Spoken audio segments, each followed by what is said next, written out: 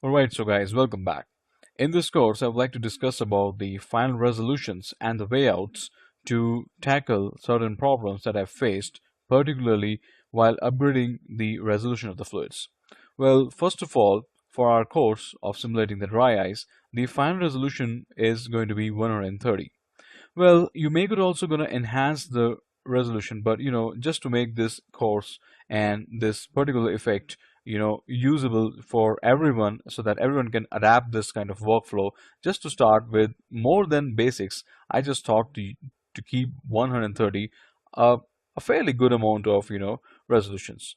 And yeah, as I've already told you in the beginning of the course also, the last 120 frames or maybe 130 frame was having the resolution of 450 in the x-axis of the resolution, 410 to 420 in the z-axis, and 225 to 250 on the y-axis. So which is again um, quite a average resolution when it comes to the myofluids.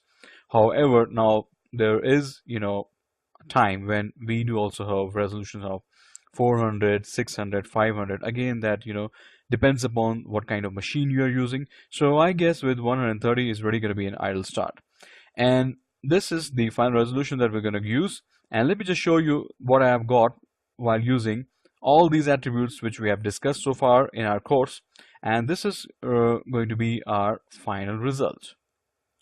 So I'm just quite happy with that one. Okay, so we could have more viscosity inside the dry ice. We can have the nice nature of the swirling smoke, and you can see like the way uh, the smoke is getting dropped. It's really gonna make me sense of some weight and all. So it's really gonna be great. Okay, I guess so. It's fine. Now let me just close this one. But again, a very important fact that what I came to know, I just had some problem while dealing with particularly 130 resolution. Well, the problem is, let me just first of all show you with the video. There is a certain section in the beginning of the simulation where I have a problem in which the fluids were completely disregarding the collision object. Well, this is really going to be an earlier test for me, but it's really very good that I've got the problem. And the good thing is also that I've got the solution also. Well, you may could gonna end up with something like this, the leakage of the fluids from the fluid container, which clearly means that the fluid is, at least for some few frames or the beginning of the frames, is completely disregarding this collision geometry. Well, um, I guess I have got the solution for that, and it's into two steps. The first step is that you are not required to enhance the size of your fluid emitter. By saying this, you don't need to do somewhat like this, and I'm sure that many of you are obviously not doing this, but it may could be one of the reason if you are having such a huge size of the fluid emitter. All right, so just do not do that. The default size of your fluid container was somewhere around 1 in the y-axis. So what I did was that if in any case you are facing such kind of leakage issues, you are advised to dip down your emitter from the y-axis to certain degrees of scale. Alright? And one more thing also.